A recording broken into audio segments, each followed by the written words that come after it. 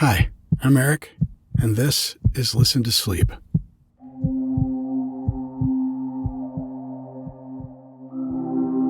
We're on episode 4 now, which is pretty exciting for me. 1 month of the new podcast, and so far the reviews have been good. People are falling asleep and excited about it. I hope you like it, love it. If you do, let me know.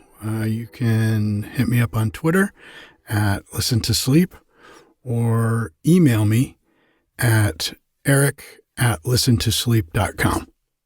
If you have any questions, comments, or suggestions, I would love to hear them. I've got some new audio equipment that is arriving, and I'm going to be creating some new premium episodes with recording from the creek and around my place up here in Northern California. If you like these, they're going to be available for a few bucks on the website. Last week I had one up for free if you want to try it out and see what they're like. They're a little bit longer. They've got some nature sounds in the background, but these free versions will always be available for free. This week's story is another Scandinavian tale, this one a little more modern, but still from the 19th century. Hans Christian Andersen's The Emperor's New Clothes. Many years ago, there was an emperor who was so excessively fond of new clothes that he spent all his money in dress. He did not trouble himself in the least about his soldiers, nor did he care to go either to the theater or the chase, except for the opportunities then afforded him for displaying his new clothes. He had a different suit for each hour of the day, and as of any other king or emperor, one is accustomed to say he is sitting in council. It was always said of him, the emperor is sitting in his wardrobe. Time passed merrily in the large town which was his capital. Strangers arrived every day at the court. One day, 2 rogues, calling themselves weavers, made their appearance. They gave out that they knew how to weave stuffs of the most beautiful colors and elaborate patterns, the clothes manufactured from which should have the wonderful property of remaining invisible to everyone who was unfit for the office he held, or who was extraordinarily simple in character. These must indeed be splendid clothes, thought the emperor. Had I such a suit, I might at once find out what men in my realms are unfit for their office, and also be able to distinguish the wise from the foolish. This stuff must be woven for me immediately. And he caused large sums of money to be given to both the weavers in order that they might begin their work directly. So the 2 pretended weavers set up 2 looms and affected to work very busily, though in reality they did nothing at all. They asked for the most delicate silk and the purest gold thread, put both into their own knapsacks, and then continued their pretended work at the empty looms until late at night. I should like to know how the weavers are getting on with my cloth, said the emperor to himself after some little time had elapsed. He was, however, rather embarrassed when he remembered that a simpleton, or one unfit for his office, would be unable to see the manufacture.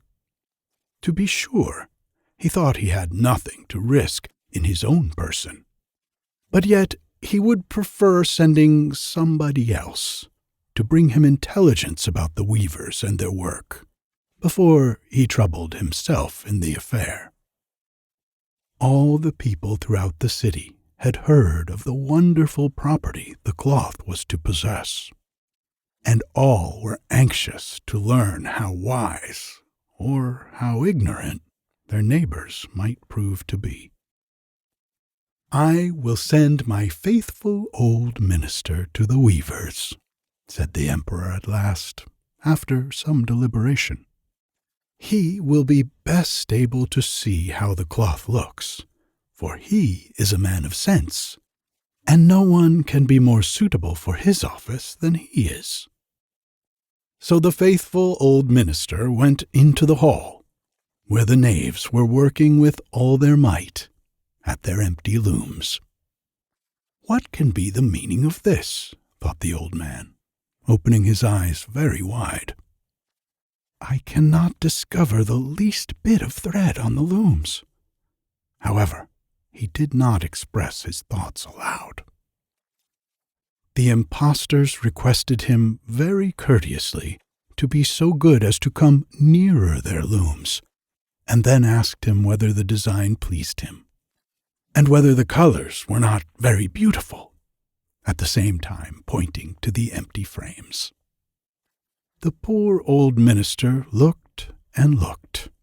He could not discover anything on the looms, for a very good reason. There was nothing there. "What?" he thought again. "Is it possible that I am a simpleton? I have never thought so myself, and no one must know it now if I am so. Can it be that I am unfit for my office? No, that must not be said either. I will never confess that I could not see the stuff." "Well, Sir Minister," said one of the knaves, still pretending to work, "you do not say whether the stuff pleases you." "Oh, it is excellent," replied the old minister, looking at the loom through his spectacles.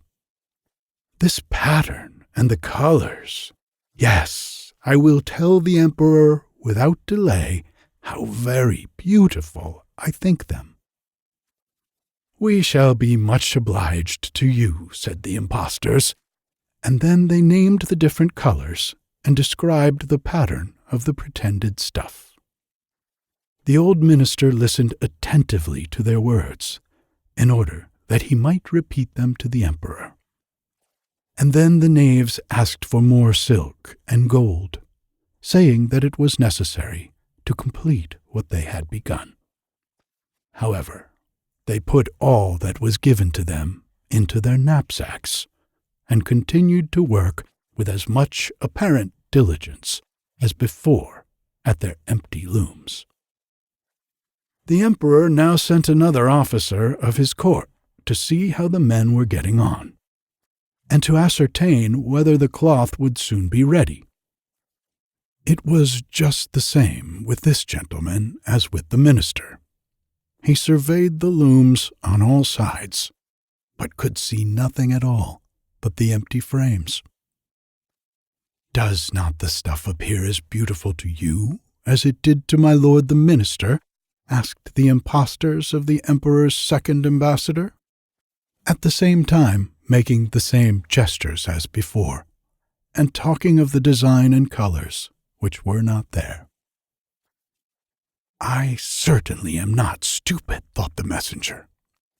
"It must be that I am not fit for my good profitable office. That is very odd. However, no one shall know anything about it." And accordingly he praised the stuff he could not see, and declared that he was delighted with both colors and patterns. "Indeed, please your imperial majesty," said he to his sovereign when he returned, "the cloth which the weavers are preparing is extraordinarily magnificent." The whole city was talking of the splendid cloth which the emperor had ordered to be woven at his own expense. And now the emperor himself wished to see the costly manufacturer while it was still in the loom. Accompanied by a select number of officers of the court, among whom were the two honest men who had already admired the cloth, he went to the crafty impostors, who, as soon as they were aware of the emperor's approach, went on working more diligently than ever, although they still did not pass a single thread through the looms. "Is not the work absolutely magnificent?" said the two officers of the crown already mentioned. "If your majesty will only be pleased to look at it, what a splendid design! What glorious colors!" And at the same time they pointed to the empty frames, for they imagined that everyone else could see this exquisite piece of workmanship. "How is this?" said the emperor to himself. "I can see nothing. This is indeed a terrible affair. Am I a simpleton, or am I unfit to be an emperor? That would be the worst thing that could happen. Oh, the cloth is charming," said he aloud. "It has my complete approbation." And he smiled most graciously, and looked closely at the empty looms, for on no account would he say that he could not see what two of the officers of his court had praised so much. All his retinue now strained their eyes, hoping to discover something on the looms, but they could see no more than the others. Nevertheless, they all exclaimed, "Oh, how beautiful!" and advised his majesty to have some new clothes made from this splendid material for the approaching procession. "Magnificent, charming, excellent," resounded on all sides, and everyone was uncommonly gay. The emperor shared in the general satisfaction, and presented the impostors with the riband of an order of knighthood, to be worn in their buttonholes, and the title of gentlemen weavers. The rogues sat up the whole night before the day on which the procession was to take place, and had 16 lights burning, so that everyone might see how anxious they were to finish the emperor's new suit. They pretended to roll the cloth off the looms, cut the air with their scissors, and sewed with needles without any thread in them. "See," cried they at last, "the emperor's new clothes are ready." And now the emperor, with all the grandees of his court, came to the weavers, and the rogues raised their arms, as if in the act of holding something up, saying, "Here are your majesty's trousers. Here is the scarf. Here is the mantle. The whole suit is as light as a cobweb. One might fancy one has nothing at all on when dressed in it. That, however, is the great virtue of this delicate cloth." "Yes, indeed," said all of the courtiers, although not one of them could see anything of this exquisite manufacture. "If your imperial majesty will be graciously pleased to take off your clothes, we will fit on the new suit in front of the looking-glass." The emperor was accordingly undressed, and the rogues pretended to array him in his new suit, the emperor turning round from side to side before the looking-glass. "How splendid his majesty looks in his new clothes, and how well they fit!" everyone cried out.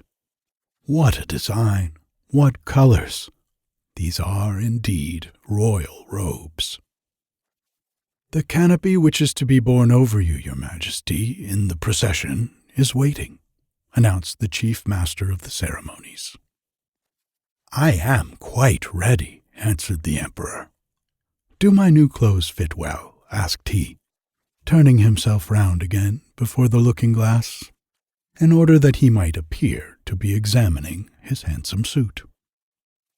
The lords of the bedchamber, who were ready to carry his Majesty's train, felt about on the ground, as if they were lifting up the ends of the mantle, and pretended to be carrying something, for they would by no means betray anything like simplicity or unfitness for their office.